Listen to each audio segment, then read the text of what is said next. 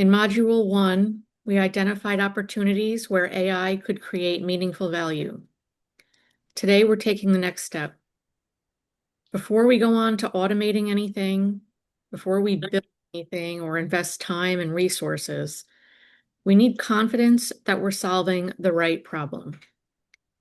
One of the biggest mistakes organizations make isn't choosing the wrong AI tool. It's making decisions based on assumptions instead of evidence. Artificial intelligence gives us access to information faster than ever before. But information alone doesn't improve outcomes. Our responsibility as leaders is to transform information into intelligence and then intelligence into action.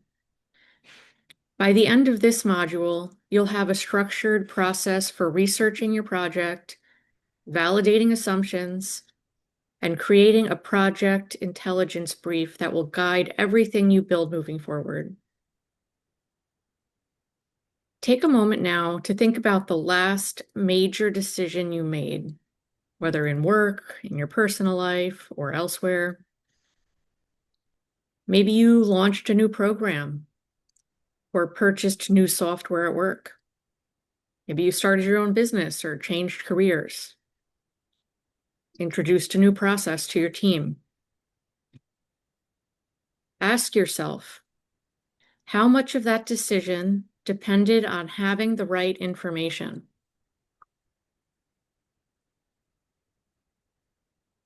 Today, we live in a world with unlimited information.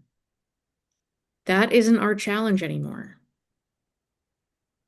Our challenge is determining what matters, what's reliable, what's missing, and ultimately, what should we do? This is where AI becomes incredibly valuable, not because it replaces thinking, but because it helps us organize information more effectively. Take a moment now or pause the video to access the workbook for this module. Open the workbook to page 2 and complete the first exercise titled Before You Begin. It should only take a moment. You should recognize this from Module 1. This will be to recommit to your project for this course. While you're getting started on that, one of the biggest factors affecting AI output isn't the model. It's the quality of the question. And we'll take a look at several examples of that now. So let's compare two prompts. The first one, which I'll show you now, example we'll use is tell me about nonprofit fundraising.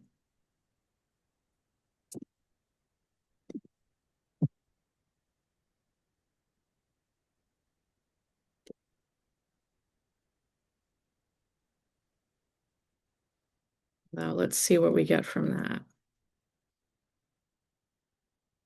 So I'm not going to go through everything here, but we'll just take a look at the high level. Nonprofit fundraising is the process of building relationships and securing money, gifts, sponsorships, grants, or in-kind support to advance a mission. So that's pretty vague. And then it has some high-level definitions and concepts related to the idea. Key questions. There's an example. Community members with disabilities often face barriers to employment, technology access, and inclusion. This is still very high level. And it's giving us an example about a practical fundraising plan and what that should include. Okay, so that was the first perspective. It's a reasonable answer, but it isn't really designed for any specific situation. All right, so this time, I'm going to give it a more specific example. Let's say I lead a nonprofit organization serving individuals with special needs. And now you can follow along here and fill in for your own case. I'll say something like, we're preparing to launch a workforce development initiative. And then I'll ask it something like, help me identify 3 successful fundraising models. Now, this could really be anything. It depends on your situation. I might even say like used by similar organizations. And I could get really specific here, but for the sake of time, I'll keep it limited. I'll say just, compare their advantages and disadvantages. And let's see what we get from that. For a workforce development initiative serving people with special needs, I would look at 3 models: a braided public-private partnership, a corporate employer sponsorship model, and an earned revenue social enterprise contract model. And then gives me a strong opinion because I have my settings set for give me strong opinions. And it tells me it suggests model 1 and 2 together. So let's see what model 1 and 2 are.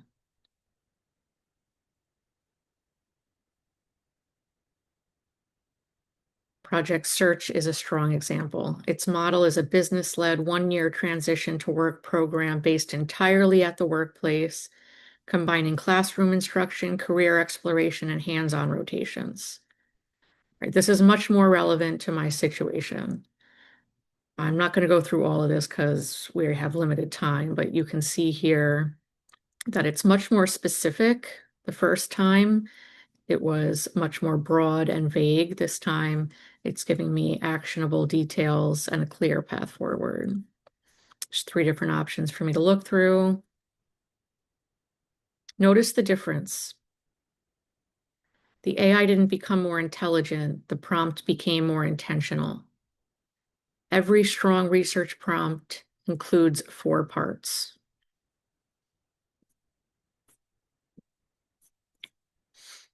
Those 4 parts are context, decision, constraints, and desired output. If you're ever unhappy with the response you're getting from AI, start by improving your questions. So let's pause here and head back over to the workbook and then navigate to the decision clarity exercise. Take a moment now to write down the decision you're trying to make, why it matters, and what information would increase your confidence. If you're stuck or haven't completed Module 1 yet, use the AI prompt given in this section to support your response. And don't skip the reflection section. And copy the given prompt and paste it into your preferred AI tool. And once you've finished that section, you can continue on.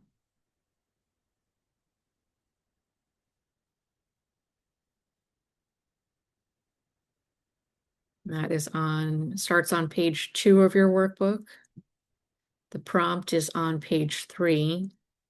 Tailor it to your specific situation.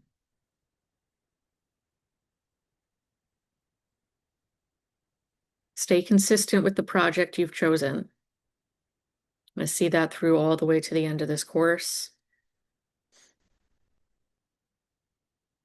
But start to think about the specific decisions around your project that would really move it in the right direction. begin to identify any missing information, assumptions you're making, any evidence that would support your decisions, and risks that you should be considering.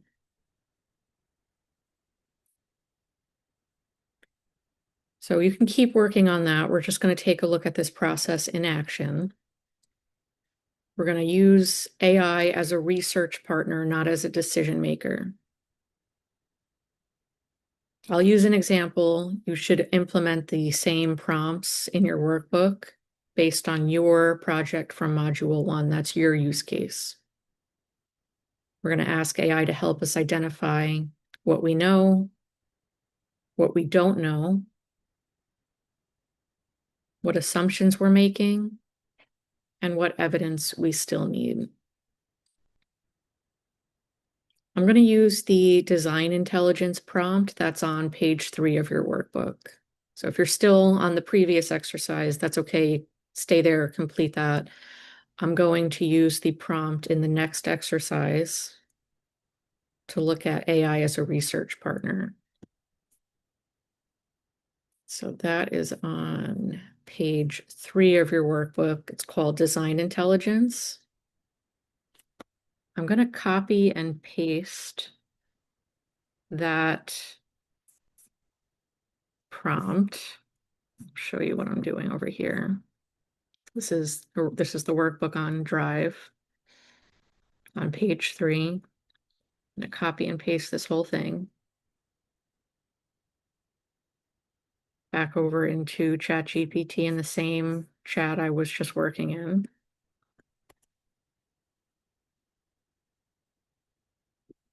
I'm going to fill in these blanks here. My project is developing a workforce initiative.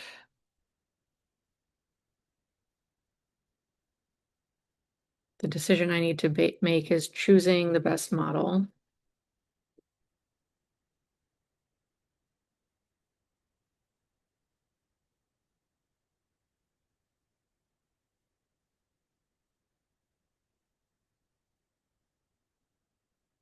And then the rest of it I'm going to leave as is. Okay, so here's the response.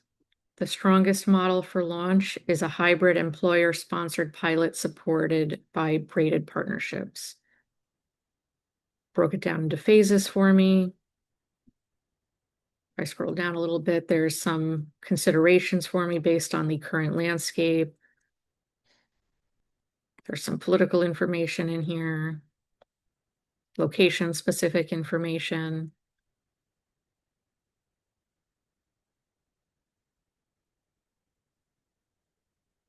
For the sake of time, I'm going to scroll down to the bottom here. You should put this in context for your project and go through it in more detail. It's a lot of information here. We will not have time to look at all of it, but you can see, for example, here it's telling me speak with at least 10 employers, and there's a list of questions here for research. Speak with at least 10 families or potential participants, and questions there for research. Potential avenues for partnership, 60-day plan. It's giving me everything that I need to move forward. All right, so that is the decision intelligence prompt that you have on page 3 of your workbook.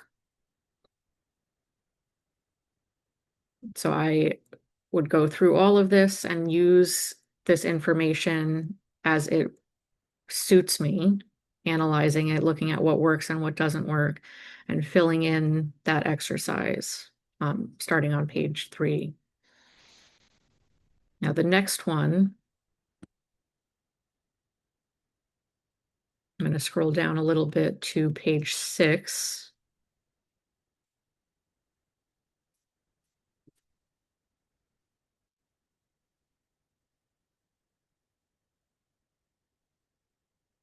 Audience intelligence. Now, this one here does not have any fill in the blanks. It'll pick up on the conversation that I was just having. it'll use the context from the previous prompt if I continue in. So I'm just going to copy and paste this as is. And it'll further develop the conversation that we were just having.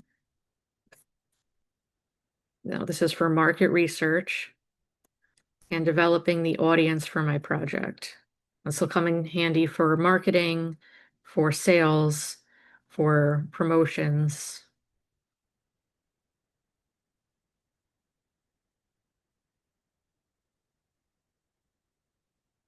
It's giving me an audience profile for my workforce development initiative. I can tailor this if I need to, if I'm developing something for veterans or for people re-entering the workforce. We can tailor this however we need to. Sticking with the context from earlier, though, this is a general overview of the audience profile for my situation, for my project.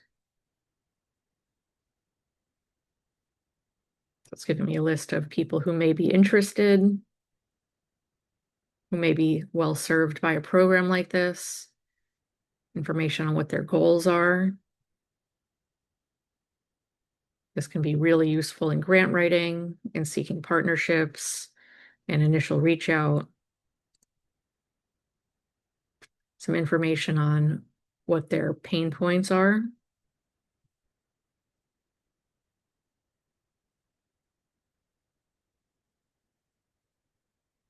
Some risks and considerations specific to my project and the people that I work with.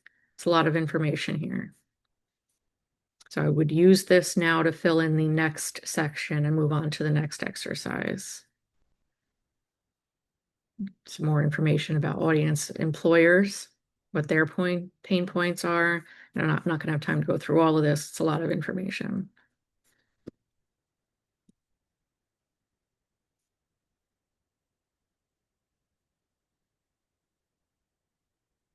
Notice that AI isn't telling us what to do. It's helping us organize our thinking. So try that for your project. That's the audience intelligence prompt on page 6. Now there's one more that I want you to try out during this time, which is the competitive landscape. The competitive landscape on page 7. So it's just right on the next page. Asking what already exists. What are the gaps in the market? What opportunity is still available after looking at the audience, the competition, and what already exists? And remember, good research doesn't eliminate uncertainty. It reduces unnecessary uncertainty. So let's take a look at this one final demo.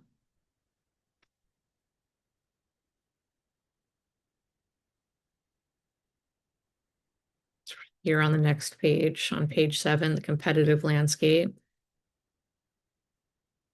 Now, again, there's nothing here to tailor for your project because the intention here is that you'll continue on in the same context that you were just working in.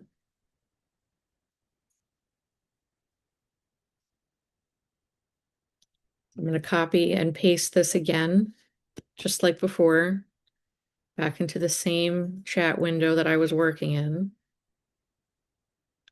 And it'll continue to further develop the conversation. Now I changed the model to instant this time, so it won't be as analysis heavy and should give me a faster response. There, it was immediate this time. All right, so let's see what we get. After looking at the current landscape of disability employment programs, I don't think the opportunity is to build another employment program. The opportunity is to build the connector that many systems currently lack. And I'll just tell you from all the research that we've been doing at the charity I work with, that is spot on. It's exactly the strategy that we've been looking at. And then it gives me a thorough analysis of the many competitors, their primary strengths and weaknesses, whole table here. And then it gives me an analysis of how we stand out And then it's giving me some risks and considerations about what our potential weaknesses are, things that we should consider before moving forward.